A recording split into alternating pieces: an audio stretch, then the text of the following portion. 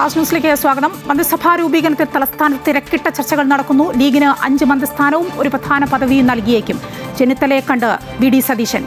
ഒരു MLA മാത്രമുള്ള ഘടകകക്ഷികൾക്ക് term വ്യവസ്ഥ ആലോചനയിൽ ലീഗ് കേരളത്തിന്റെ മതേതര മുഖമെന്ന് വി ഡി സതീശൻ. പട്ടിക നാളെ ഗവർണർക്ക് കൈമാറും.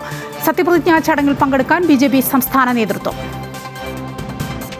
തെരഞ്ഞെടുപ്പ് തോൽവിയിൽ CPM കണ്ണൂർ ജില്ലാ സെക്രട്ടേറിയറ്റിൽ രൂക്ഷ വിമർശനം. തോൽപ്പിച്ചത് ഭരണവിരുദ്ധ വികാരമല്ല, നേതാക്കളുടെ ശൈലിയാണെന്ന് അംഗങ്ങൾ. വീട്ടിൽ പോയി ചോദിക്കുക ഡാഷ് മോനെ പ്രയോഗങ്ങൾ കൊണ്ട് എന്ത് നേടിയെന്നും വിമർശനം. പാർട്ടി തിരുത്തിയില്ലെങ്കിൽ അണികൾ തിരുത്തിക്കുമെന്നും മുന്നറിയിപ്പ്. പാലക്കാട് ജില്ലയിൽ CPMൽ വിഭാഗീയത രൂക്ഷമെന്ന് ജില്ലാ സെക്രട്ടേറിയറ്റ്. തൃത്താല ഉൾപ്പെടെയുള്ള മണ്ഡലങ്ങളിലെ പരാജയത്തിന് കാരണം പാർട്ടിക്ക് അകത്തെ പ്രശ്നങ്ങളാണെന്നും ജില്ലാ സെക്രട്ടേറിയറ്റ് വിലയിരുത്തൽ. വിഭാഗീയ പ്രവർത്തനങ്ങൾ പരിഹരിക്കാനുള്ള നടപടികളിലേക്ക് കടക്കുകയാണ് CPM.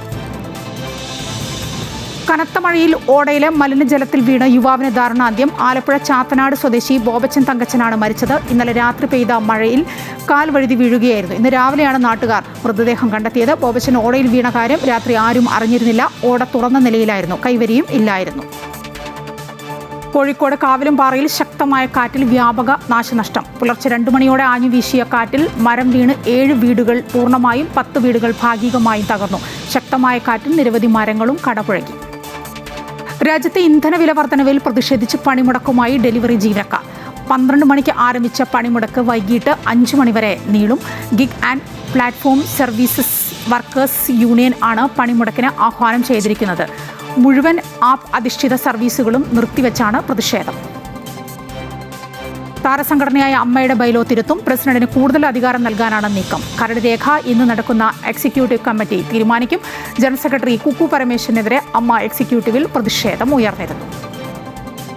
സപ്ലൈകോ സംഭരിച്ച നെല്ലിന്റെ വില കിട്ടാനായി കർഷകരുടെ കാത്തിരിപ്പ്. കോട്ടയം ജില്ലയിൽ മാത്രം 95 കോടിയോളം രൂപയാണ് കർഷകർക്ക് ലഭിക്കാനുള്ളത്.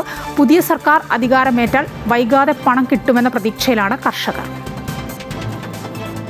സംസ്ഥാനത്ത് സ്കൂൾ പാഠപുസ്തക വിതരണത്തിൽ പ്രതിസന്ധി തുടരുന്നു.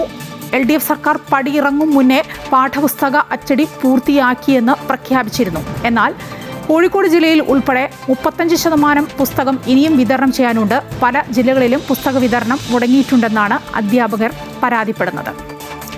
ഇറാനെതിരെ അമേരിക്ക വീണ്ടും സൈനിക നടപടിക്ക് ഒരുങ്ങുന്നതായി സൂചന. ഓപ്പറേഷൻ എപ്പിക് ഫ്യൂറി 2.0 നടപ്പാക്കാൻ ഉന്നത സൈനിക ഉദ്യോഗസ്ഥർക്ക് നിർദ്ദേശം നൽകിയതായാണ് റിപ്പോർട്ട്. നീക്കം ചൈനയിൽ നിന്ന് തിരിച്ചെത്തിയതിന് പിന്നാലെ ആണവായുധങ്ങൾ കൈവശം വയ്ക്കുന്നതിൽ നിന്നും ഹോർമുസ് കടലിടുക്ക് തടയിടുന്നതിൽ നിന്നും ഇറാനെ പിന്തിരിപ്പിക്കുന്നതിനുള്ള നിർദ്ദേശങ്ങളിലേക്ക് എത്താൻ അമേരിക്കയും ചൈനയ്ക്കും കഴിഞ്ഞെന്ന് അന്താരാഷ്ട്ര മാധ്യമങ്ങൾ.